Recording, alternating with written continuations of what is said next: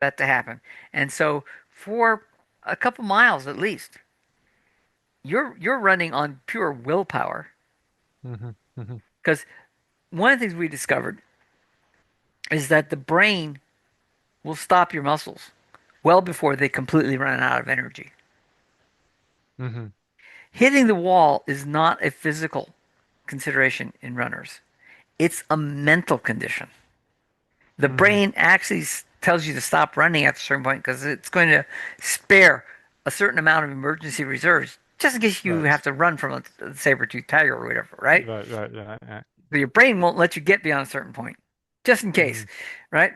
And so that's why a lot of runners can fight their way through the wall because there's still glucose stores in their Hmm. Hmm. muscles until they get to the point where they're producing ketones quickly enough and they can finish the run. If you're fat adapted though as a runner, so you're not burning glucose, Hmm. you're burning fat from the beginning, you never hit the wall. You Hmm. may physically, your muscles may just tire to the point that they can't keep going, and that happens a lot, right?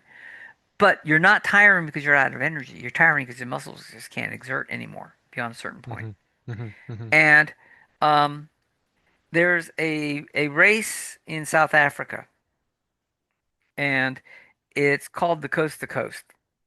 Basically, you're going from one coast to the other coast. It's like running uh, three marathons in a row at three different spots, Hmm. right? Hmm. It's quite a grueling race. Um, and because you do it over 3 days and you just marathon, marathon, marathon, right? Hmm. Hmm. Hmm. And this guy who was in his 50s, 50s, mid 50s, something like that. He had been trying to run this race for years and could never complete the coast to coast, right? Hmm. Then he started training under Tim Noakes, right?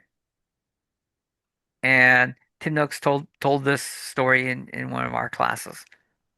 And he said, "Yeah, what happened is I got this guy to eat a ketogenic diet. He was eating, 20 grams or less of carbs every day. And Hmm. he did this for 6 months so that he became fat adapted. And Hmm. we could test him and we knew he was burning ketones. Hmm. Hmm. He ran a coast to coast, no problem. He Hmm. finished it. Hmm. Next year, not only did he finished first in his class for his age. Wow. Wow. Next year, he ran it, then ran four other marathons right after it What? without stopping. Yeah, it's Basically, crazy. every day he ran a marathon. Never ran out of energy. He said if it wasn't for the fact he had to go back to the office, he would have run another one, right? Mm.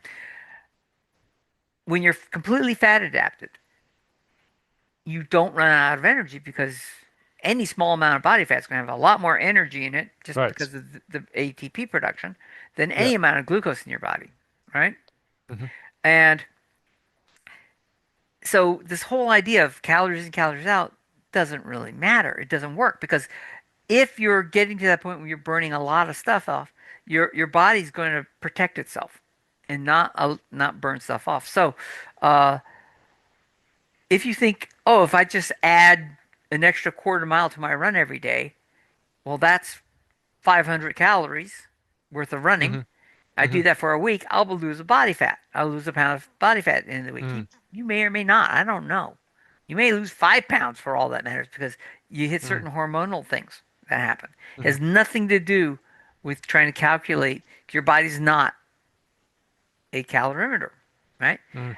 It's hormonal. Now, if you want to optimize your body, Hmm. right? Then what you have to do, you have to know where your hormones are at. You have to know, are you producing ketones or are you not? And you have to know how your body's responding to things. Hmm. And you just can't measure your food in calories and expect that to work out in terms of energy expenditure because you may actually expend a whole lot more energy on certain days than on other days, and you Hmm. won't know why you're doing that. But it has to do with Hmm. the hormones, how hot it is, how humid it is, how dry it is, right, and Hmm. all that sort of stuff.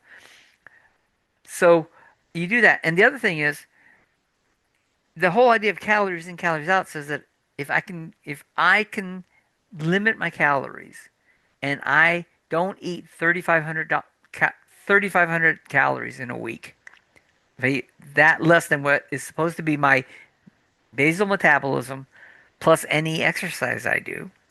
And Right. how do they calculate your basal metabolism? I have no idea. Mm. It's the only way I know to do it is stick you in a sealed room Mm-hmm. where they control everything comes in and goes out and they measure it, right?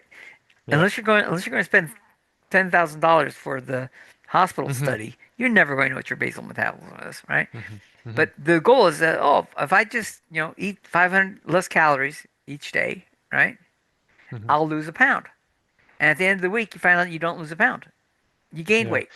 And it's Yeah. like, Yeah. I mean, right? it's amazing It just because doesn't work. with the people in my program, because they're probably coming from a yeah, like they're probably.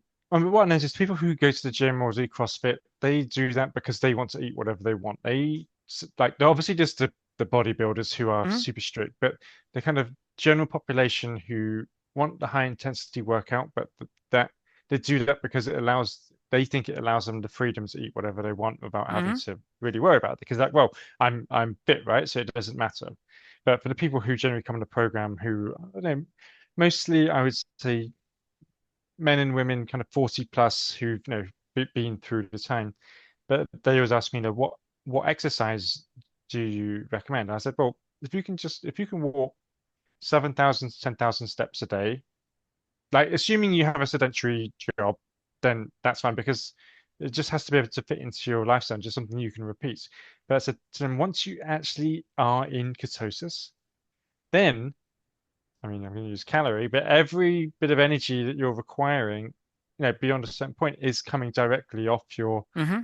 fat storage. So like that's the time when you want to be doing exercise. Like when you're just Yeah, running off glucose, it's like, you're filling the car up, you're driving the car, you're filling it up again. It's not necessarily tapping into like the battery, right? right. Exactly. So, I mean, and go back to the hormones. If you're eating Mm-hmm. carbohydrates, right, your body's releasing insulin. If you're Mm-hmm. releasing insulin, you can't burn fat Yep. because the Mm-hmm. because the Randall cycle, right? Mm-hmm. So I don't care. You could be running 20 miles a day. Mm-hmm. If you're eating a lot of carbohydrates, you're not going to lose any real weight. Yep. You're going to Yep. lose muscle. You're going to lose water. You're not going to lose any real body fat Mm-hmm. because your body hormonally cannot burn fat. Yes, yes, exactly. It's locked. Yeah, Yeah, it's like it's a like hormonal system system. override. Yeah, exactly. Right. Now, it's hard to run 20 miles a day for 7 days and not get into ketosis because you're not going to eat a whole lot when you're running. But Mm, there's this thing. I had a friend who runs marathons, and actually he's real crazy. He does the triathlons, right? mhm, And he's about my age. He's a very fit guy for his mhm, age, right? And he was telling me about this product he picked up that he said, "Oh yeah, these guys are sponsoring me, so he has to push it, right?" And mhm, it's this gel that is just basically sugar mm. in a thick gel form that you can carry easily on your body. And when you're running, Right. you can squeeze it down. Mm, And, and the only problem with it is that there is a physical limit to how much glucose that way you can actually absorb mm, before your body gets sick. mhm, So his whole thing was, well, I have to practice so I know how much I can actually absorb during a race so I don't run out of energy, but I don't want to get sick either. mhm, mhm, And I just looked at him and said, you realize that you want to not take those things because at some point during your race, you're going to run out of glucose stores, mhm, even though you don't listen to me and try to become fat adapted from the very beginning. And your mhm, body's going to switch to ketones as a fuel source. But if mhm, you're guzzling down this high sugar gel, you'll never be able to burn fat mhm, mhm, mhm, to create energy. mhm, mhm. And that's just biochemical. Yeah, yeah. And he didn't believe me. And he tried that for the one his first marathon he was trying with this product, and he hit the wall hard. Mm, He had to stop mm. running Wow. because he couldn't burn fat for energy. Mhm. Because the insulin that was a product of eating this sugar gel prohibited him from doing that. Wow. It's Yeah. all Wow. I mean, biochemical. Yeah, I mean, it's incredible, really, for for that whole. I mean, that's another like false truth, isn't it? Like you got to carb Hmm. load before. I mean, like you think how many athletes would benefit from being on the fat adapted Oh, yeah. system during the season? Okay. So, um, a couple years ago, I think it was 2, maybe 3 years ago, all the rage was this Netflix documentary called Forks Over Knives. I think that was the name. Oh, yeah. No, I think I've seen the latest photos of those guys. Yeah. It was these uh, professional and Olympic athletes who Hmm. decided to go full vegan. Hmm. And they were saying, "Oh yeah, you're got more energy, it's healthier, and all this stuff." And those guys just fell apart after a couple years of trying to eat vegan Hmm. because no protein, no appreciable protein that the body can convert to muscle. Right? At some Hmm. point, your body's going to start breaking down. Hmm. Their energy reserves went completely away. Uh, um, you can't keep up being a professional athlete No. and not eat No. meat. There's Yeah. just no way you can do that for any appreciable length of time. And and that's a big joke because people will say, professional athlete, the guy plays football and he's a vegan. He said, not for very long. The first Hmm. 400-pound linebacker that hits him real hard after a year of being a vegan, he's going to stop that practice real quick. He's going to go back to eating meat because Hmm. he's not building muscle. He's not. Hmm. He's getting slower every game, right? It's just all the things you can predict from somebody who's not biochemically Hmm. feeding his body properly. Hmm. Okay. Um. So Okay. this goes back to a quick story about calories in, calories out. Hmm. Okay. Early on in my goal to become a metabolic health coach, right? I okay. I'm sorry. Um. Okay. I took a class in a design for dietitians, right? It was an introduction class, and the professor or the instructor was this guy uh, who was a instructor at the U.S. Army, Hmm. right? And I have a long history with the Army, and so I can say that he probably didn't know anything he was talking about because of that. But uh, his first class, he stood up and he basically said, um, "What does Michael Phelps eat for breakfast?" Now, do you know who Michael Phelps is? Swimmer, right? Oh no, the Right. runner. Olympic swimmer. Swimmer, yeah. Most gold medals ever for any Hmm. one single person, right? And this was at the height of his fame as an Olympic swimmer, right? What does Michael Phelps eat for breakfast? And he said he eats a large stack of chocolate chip pancakes covered in maple syrup. Hmm. And the reason he doesn't get fat is because he does 4 hours of workout every day in the pool. And so he burns off all those calories. Hmm. And I just said, excuse me, calories don't count. It's a biochemical process. I knew that even way back then. I said, Hmm. so I don't care what he's eating. He's poisoning his body with all that carbohydrate. Hmm. And he got very indignant and basically kicked me out of the class. Um, but I just point this out because there's a current picture I just did a quick search on from August 9th, 2025. That's when it was published. So it was just a few days ago, where uh, Michael Phelps was at a speech he was doing in Glendale, Arizona, and he's talking about the emotional struggles and sacrifices for his career that he had to give up. And he looks terrible in this picture. Hmm. Okay? Um, I don't know if I can share. Let's see. Can I Yeah, share? it's in the middle. Yeah, I'm just trying to. Oh, I just want a specific window. Let me see here. Uh, yeah, this will Uh, this will uh, be this will be yeah, quick. I Don't mean, worry about it. Okay, so yeah, you can edit it in later.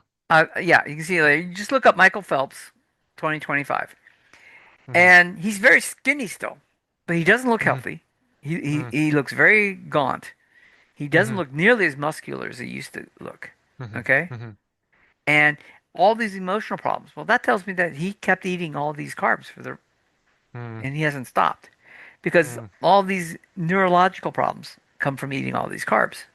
And Hmm. all of these emotional problems come from eating carbs. They really do. Um, two books that I always recommend, if you don't believe me on this, is um,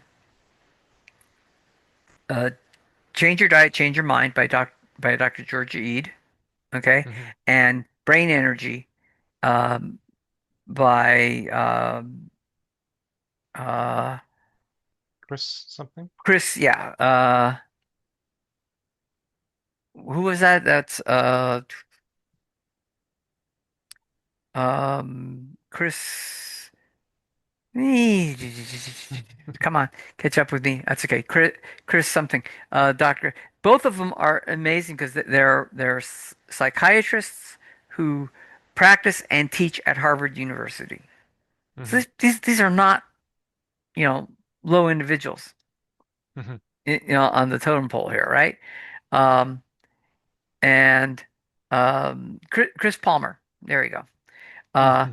but they both say that essentially the problem with psychiatry, in their opinion, and I think they're very representative of somebody who can talk about this. So I quote them all the time, is that essentially all the pharmaceuticals that they have to help people with Hmm. neurological problems either don't work very well or fail to work after a period of time. Hmm. And both have found through various accidents in their life, in how these came into their practice, that eating a ketogenic, a therapeutic ketogenic diet that produced high amounts of ketones Hmm. solved most of the Hmm. neurogenic problems that their patients had. Hmm. Maybe not completely reversed them, but definitely got them to the point where they could function very well. Hmm. Okay, Hmm. if not outright solve them. So, Hmm. uh, there's a lot to be said for that because what they're basically saying is that almost all of the problems that we associate as neurological problems are the brain being insulin resistant and not getting enough energy to function properly.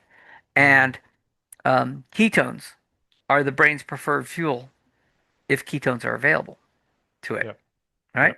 Yep. Yep. And so Exactly. that happens. But the same thing happens with Alzheimer's, for example. Alzheimer's is a big thing. I mean, my mother died from Alzheimer's essentially, right? Uh, my mother was not unhealthy per se, but she definitely liked her carbs. She ate cookies and candy and Hmm. all that sort of stuff. Right. Right. Right. And um, I couldn't get her to stop. Hmm. And she essentially died from Alzheimer's complications, but she died from Alzheimer's. My stepfather died from Alzheimer's. I've got four Hmm. family members who died from Alzheimer's. So I'm well aware of what Hmm. families have to go through when a loved one gets that disease, right? Yep. Yep. And Alzheimer's has been not officially classified, but unofficially classified as type 3 diabetes. Hmm. Um, what's really funny is that, people today, even today, still talk about amyloid plaques as being the cause of Alzheimer's. For 20 years, all Hmm. the billions of dollars spent on researching Alzheimer's went into amyloid plaque. Hmm. Amyloid plaques are a symptom of Alzheimer's. They're not the cause. Right. The Hmm. cause is The brain diet. energy. Yep. Dr. Mary Newport, her husband was essentially a vegetable in real terms, Hmm. right? Hmm. She started force feeding him um, coconut oil, Hmm. large amounts of coconut oil, because that was before we fractionated the coconut oil into MCT oils, and we knew about MCT, Hmm. and we figured out Hmm. how MCT oils work. But she knew that coconut oil had a lot of these MCTs in it, and so Hmm. he would start producing ketones from that. And she basically put him on a fat-only diet, coconut oil, for quite a while. Hmm. and he essentially reversed. Over time was able to reverse all evidence of his Alzheimer's. Wow, that's incredible. Right? Georgia Ede talks about doing that as well with some of her patients. Uh, so it is definitely this whole energy thing, right? Hmm. Hmm. And but it gets even better. Uh, I have friends, and most of my friends all tend to be over 60 at this point because you hang around people your age, social Hmm. functions and stuff. And they all look a hell of a lot older than me, quite honestly. Hmm. It's just what it is. But the one thing I notice is that they all have palsies. That's where their hands are tremoring, Mm, right? yep, yep. And I look at them and say, "What's causing that?" And they go, doctor says it's Parkinson's or something, and Mm. I can't do Yeah, anything but what's about it." causing the Parkinson's?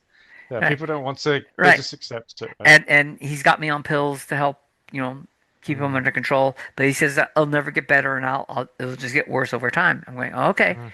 I said, did you ever hear of pea protein? And they go, pea protein? See, like you go into the store and you look at Yeah, yeah, these vegan protein. Yeah. these proteins on the shelf, Hmm. and one of them is pea protein because it's supposedly a healthier form of protein for you. Well, yeah, I've heard of that. I know some people put that into protein shakes. I go, okay, we're not allowed to do this to humans because it's unethical, but they could do it to dogs, right? They fed dogs pea protein. There is a nerve that goes from the gut into the brain on all mammals. It's called the vagus nerve. Hmm. It worked on dogs. I have to be very clear here. It worked on dogs. Hmm. Okay, so we're assuming a similar process happens in humans, right? And Mm, they're looking at ways to prove it, but it's really hard to 100% prove this. But the pea protein, they found that it can actually travel up the vagus nerve into the brain, past the brain barrier, and and attacks the nerve center in the brain that causes Parkinson's. And so these dogs, when they fed them a high amount of pea protein, started getting Parkinson's symptoms. wow. All they did, once you can't do this to humans, but for the dogs, they cut the vagus nerve so Hmm. that the pea protein couldn't travel up the vagus nerve. It caused other problems, but the Parkinson's went away shortly. Wow. Wow. So you got all these people eating protein with what they think has a lot of protein in it, which it may be pea proteins, and we're not sure about soy protein. My assumption is if pea protein will do it, soy protein will do it, and all Mm, other kinds of vegetable mm, proteins can travel up the vagus nerve.